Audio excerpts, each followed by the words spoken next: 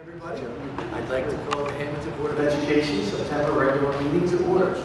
Open public meeting statement. The New Jersey Open Public Meetings Law was enacted to ensure the right of the public to have advance notice of and to attend any meetings of public bodies in which their interests may be discussed or acted upon. In accordance with this provision of this Act, the Hammonton Board of Education has caused notice of this meeting to be published by having the date, time, purpose, and place therefore published in the Hammonton Gazette and the press of Atlantic City and posted on authorized premises. Roll call, please. Mr. Antonelli? Here. Mrs. Bernardo? Here. Mrs. Burns? Here. Mr. Koya? Here. Mrs. Donio? Here. Mrs. Fallon? Here. Mrs. Hunter? Here. Mr. Lyons? Here. Mr. Schipione? Here. Mr. Mento? Here. Let us rise for the flags. I pledge allegiance to the flag of the United States of America And to the republic for which it stands, one nation, under God, indivisible, with liberty and justice for all. Okay, we're going to start with our superintendent report. Oh, okay. We have a presentation. First, I don't have the right. Oh, we have our assistant superintendent, Ms. Tammy Leonard, coming up with a presentation for the spring 2023 NJSLA results. Okay. Last month I was here with the NJ GPA, which is the 11th grade test. Each time they release these scores for our tests, we have 60 days to report them in an open public meeting. The New Jersey Student Learning Assessments are administered to students in grades 3 through 9 in ELA and math, and the scores that indicate proficiency are meeting or exceeding expectations. The NJSLA in science is given to students in grades 5, 8, and 11, and students scoring advanced proficient are meeting the target. At the top of this chart, you see our scores. There are 5 performance levels, and each grade level is shown here. This is for English Language Arts. Our scores are at the top, and the scores across the state are displayed at the bottom by grade level. So it's a little hard to see, but those numbers are showing you. You can see that the shapes are very similar, and we are at very close to the state average. So what I did here was I'm comparing our scores as far as this number of students that are, the percentage that are meeting or exceeding expectations for ELA. So we are in blue in Hammonton, and orange shows the state average across the board. And we are very, very close in most of those, we're talking about a 3-point spread. We also look at scores by race or ethnicity subgroups. So going across the bottom, we have Asian, Black, Hispanic, multiracial, and white. And then we look at them by subgroups as far as program participation. So we have students who receive free and reduced lunch, Section 504, English language learners, special education services, and our general education population. So again, it's showing the percentage in each of those 5 performance levels. So the green shades that you see are considered to be at the level of proficiency.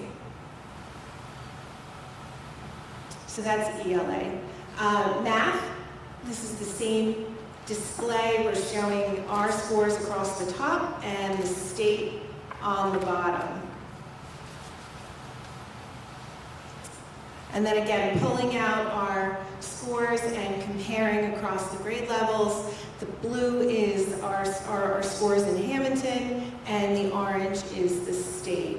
And in 6 of those grade levels, we are ahead of the state.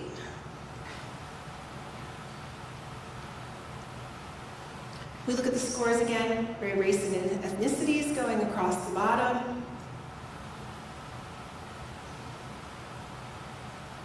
And again, green is proficient. And by our program participation. So free and reduced lunch, 504, English language learners, special education services, and general education.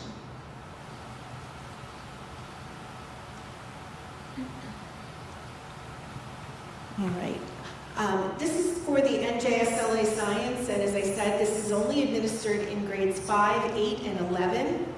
So at the top you see Hammonton, and those are 5, 8, and 11 across, and then the fourth set of scores that you see there are all students.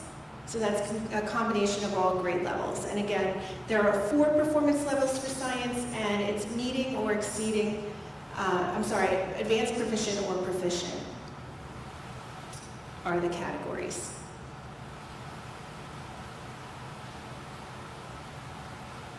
And then this is by race, ethnicity, and program participation.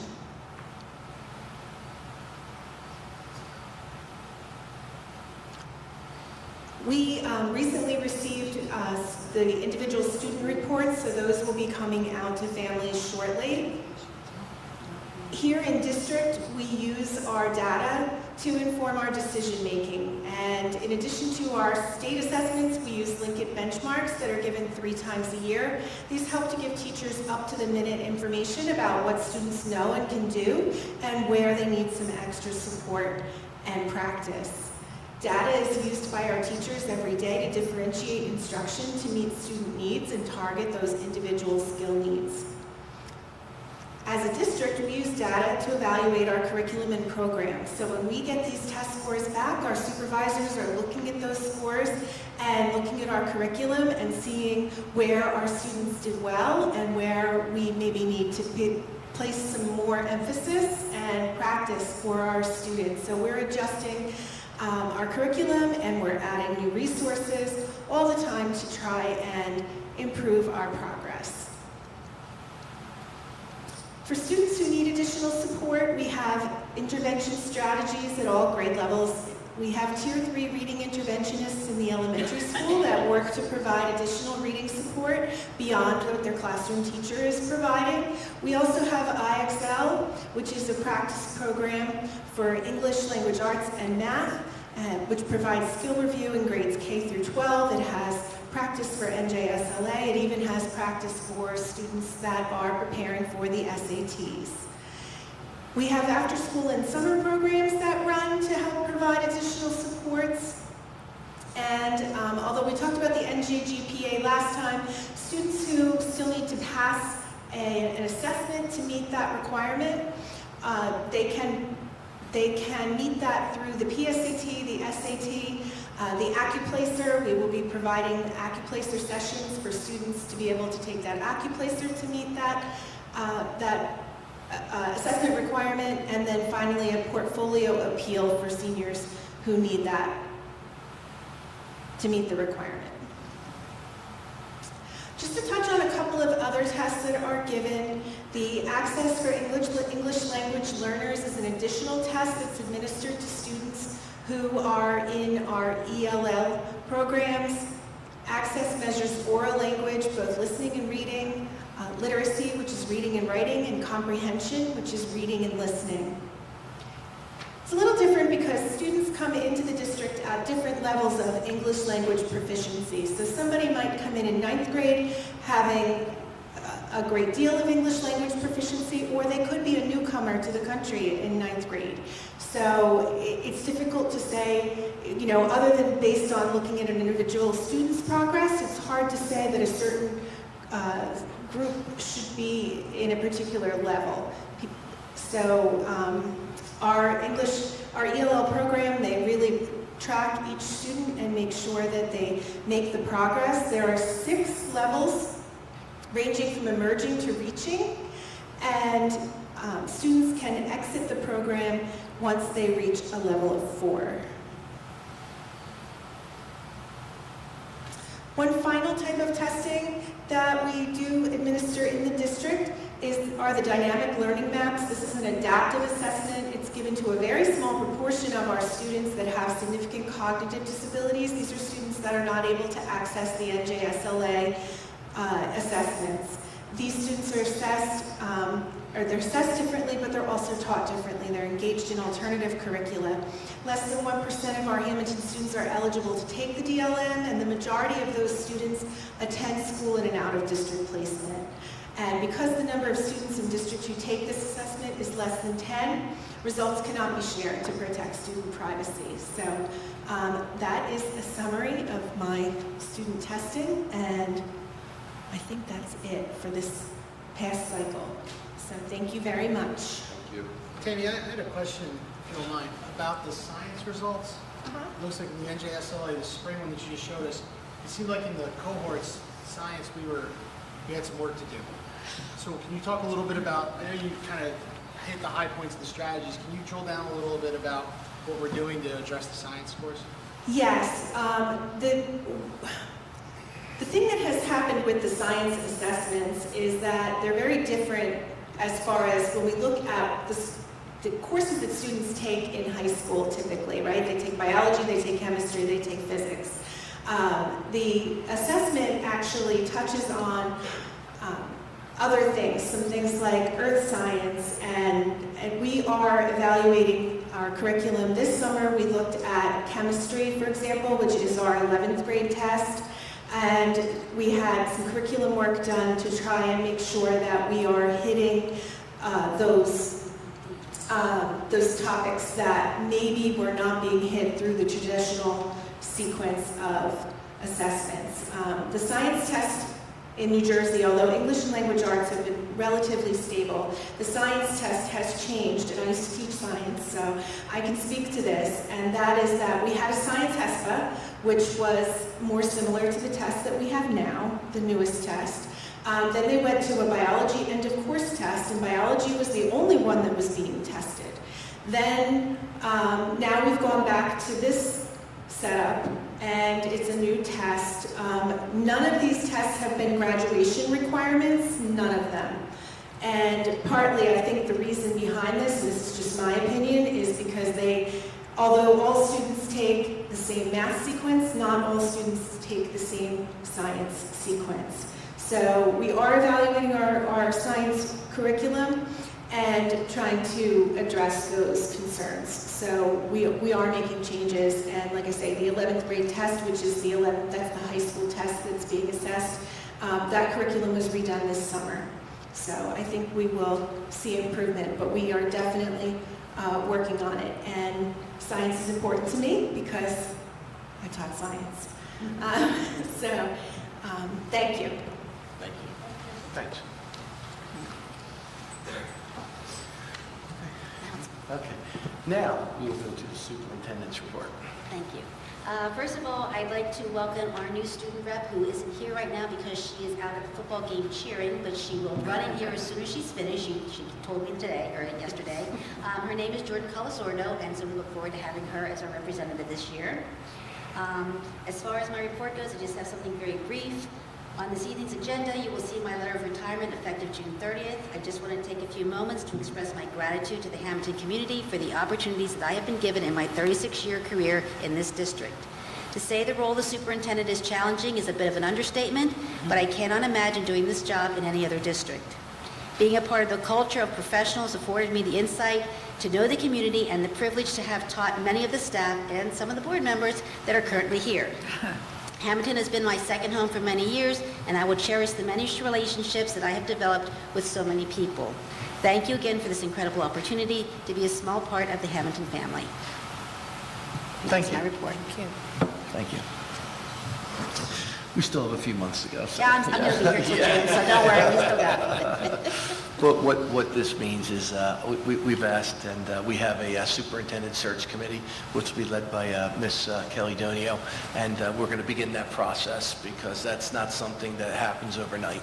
It's really one of the two jobs that a board member is supposed to do is really one of the three: hire the superintendent, hire the business administrator, and take care of the budgets, so pass policy. So that's our roles as board members, and we take it very serious, and I think we're going to do another fine job hiring our next superintendent.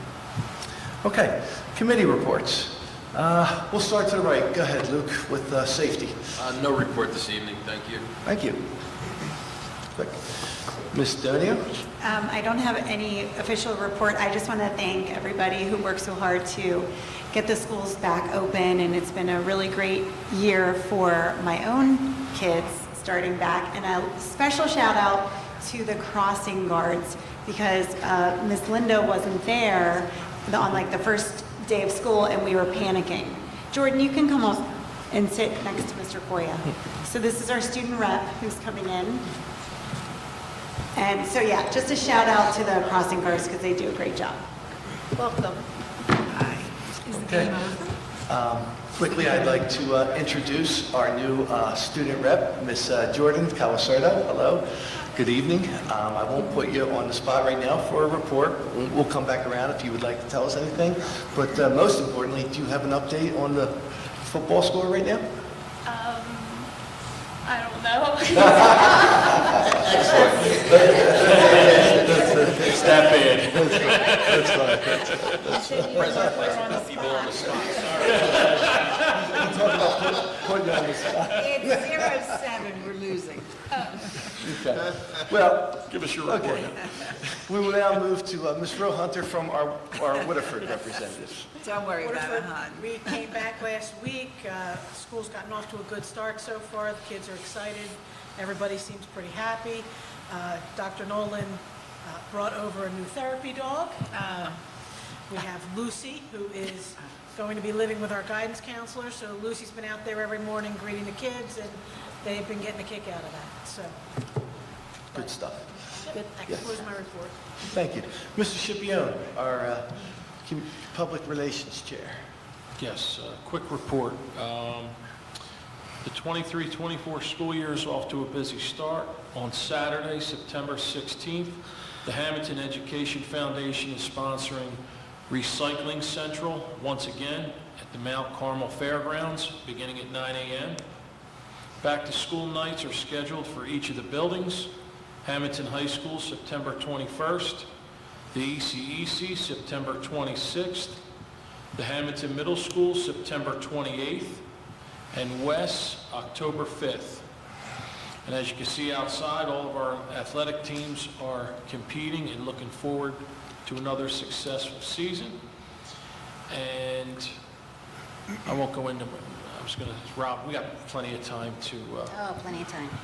to roast Robin, but I do want to thank you for all your help. I'll start now this month. It's going to take me a while. And I'm not the reason she's retiring, by the way. I know that was a rumor. Are you sure? That concludes my report.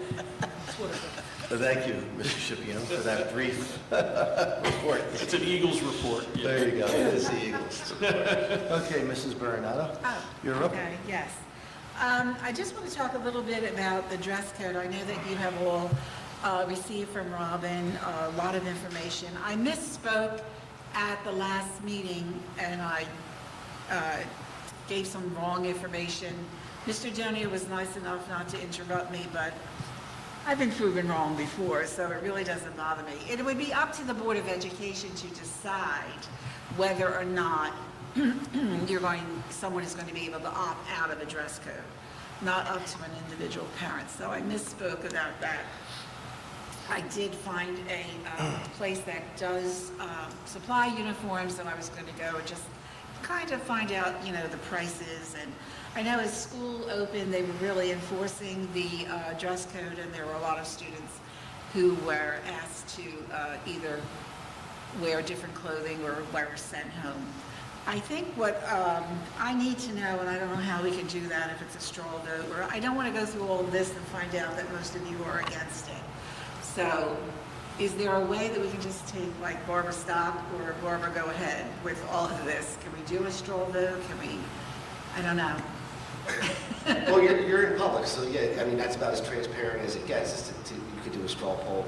I mean, the public is watching this. I just want to make sure, you're talking about a uniform versus having dress code policy. You already do. Okay, we have a dress code policy. There are schools who do not have a specific uniform, like you must buy this and this is what you must wear to school. There, it's just a blanket of, you have to wear black pants, brown pants, navy pants with a polo shirt. End of story. No ripped jeans, no, none of that. So that's a dress code, but it's not something that somebody has to pay out of pocket for a specific uniform. In other words, you could go buy those clothes probably anywhere. See what I'm saying? I hear you. I don't know if I would make that distinction, but I understand what you're saying. That I think when you delineate the only options for someone to wear, Yeah. I think the Commissioner of Education has often considered that to be a uniform, even though it's not one that they're buying from the school or what have you. So, for example, I believe Middle Township years ago used to have a khakis and a polo Right, shirt. but they did away with it. And they're another client, they ended up down away with that. I did talk to someone there, but they did outlaw, or I don't know what you would call it, that you would not be able to wear ripped jeans to school. That seems to be a big problem of our dress code. Some are too ripped, and the people are being called out for that. If you shop for a young girl, you can go to any store and find nothing but ripped jeans. I mean, it's it's a trend, it's a fashion. So I don't know, but like I said, I don't want to go through all of this and then find out, or do you just want more specifics? Well, I think, this is something we can really work out in a committee meeting. I know we've had, actually, we've probably talked about it in open session more than committee. So maybe in committee, if policy wants to get together, or you want to talk about it in curriculum or something like that, we can get into the particulars. But just so the public is aware, we are a long, long way from this. I mean, this is just as early and as preliminary talk as it gets. Like I said, I don't recall discussing it in the committee yet, but we will look into it, and I think that's probably the best way to put a foot forward. As far as, me personally, I'm a short timer here. I only have a couple months left, but, that's a decision for you guys to make moving forward. Can I bring it up at whatever committee that is? I don't even remember the name of it. John's on the committee. Aren't you on that same committee? Yeah. Climate, the climate committee? Yeah, school climate. One question I would love to see us, or one thing I'd love to see us do, and that would be an idea, would be I'd love to see us survey the parents and families in our district about a few different topics. Yeah. Something that would be short and sweet, and maybe this is something we can discuss and see who has ideas. But I know there's also conversation about dress code. There's also conversation about the academic calendar. Now, we are tied to the timing of the academic calendar based on the teacher contract. So we had discussion in our committee meeting that the teacher contract says teachers can't start before August 25th. Yeah. Correct? So the earliest we would start next year would be the 28th. Now, I do think that there are a lot of parents, some say, we love this early Labor Day start. We don't like the before Labor Day start. Just, have we ever asked our families? Have we ever asked the families what they think about the week off in November? There might be 2 or 3 other short questions that we'd like to ask parents. Like, how do you feel about would it be a dress code, or maybe just stricter enforcement or stricter punishment, so to speak, if you break the dress code? You know what I mean? Maybe you... But see, my thing is, teachers should not be policing the way people are dressed. I agree. They have enough to do all day. Just start at home, really. Yeah, really. Even if you started it like with the younger kids and just said, we'll discuss it again in committee. But I think there are a few things that we might be able to pull together a quick survey to our families that would give us some information about which direction we should proceed. And as far as August, I have parents tell me they weren't sending their kids to school until after Labor Day because they had vacations to go on, and that was their planned vacation. And as a teacher, I remember that because you get your whole class set up, and then 3 days later, here you get, other kids. And it doesn't sound like a very big thing, but it is. It is. When people have an opinion, so let's hear what they think. We can discuss that, or you can discuss it at your committee. I think a survey is a real good idea.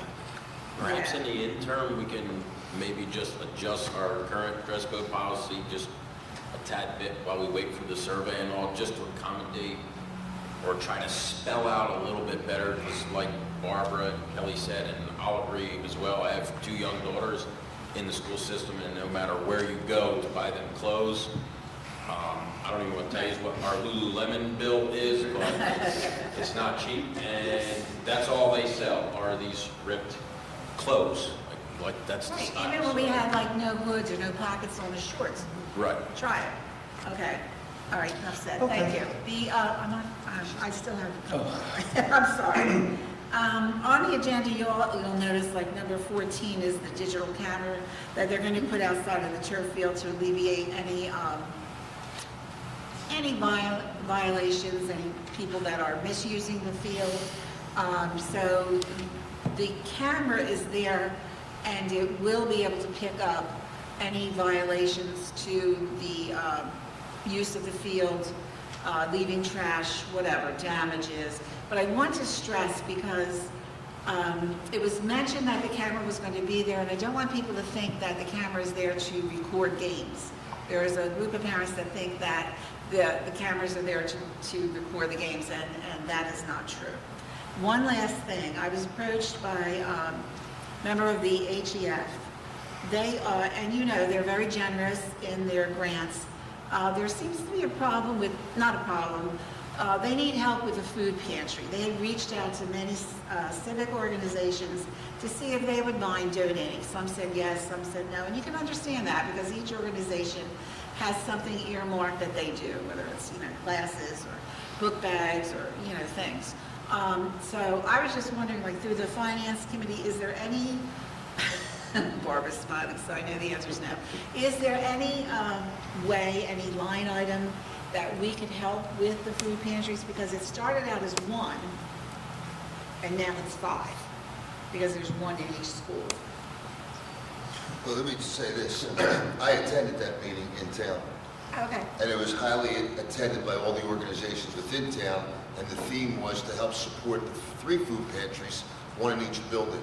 And from my knowledge, because I'm part of the Sons of Italy in Mount Carmel are taking care of the middle Right. school themselves. And I'm under the impression that the other 2 food pantries were also being sponsored by Okay. other organizations as well.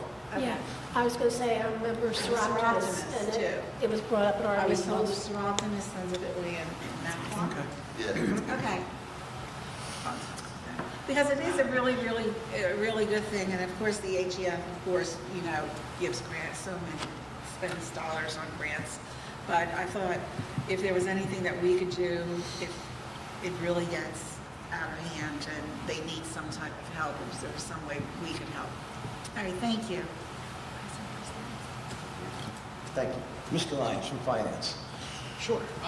You'll see a number of action items on the agenda this evening from the Finance Committee.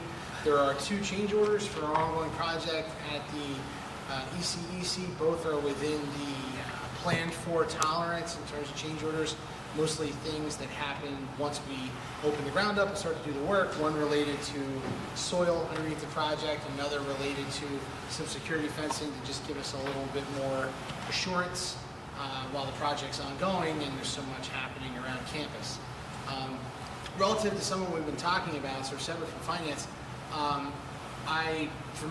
individually, I'm a fan of uniforms. I think that in a district where almost half the kids receive free or reduced lunch, the board should make a commitment to consider that and figure out not putting a burden on people. Right.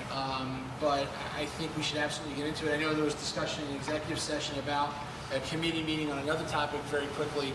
Maybe we just add this to that, so I sort of jump on it maybe next week. I also think the surveys are a great idea. Back to school night's happening very soon. If we can get moving quick, we could probably just survey that night. I know we like using like survey tools like Google and other things.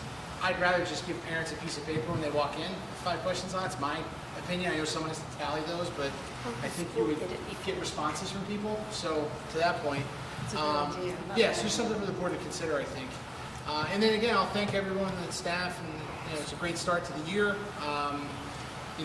It's always good to be here when school starts. It's such a good feeling to walk around the buildings and see all the things going on.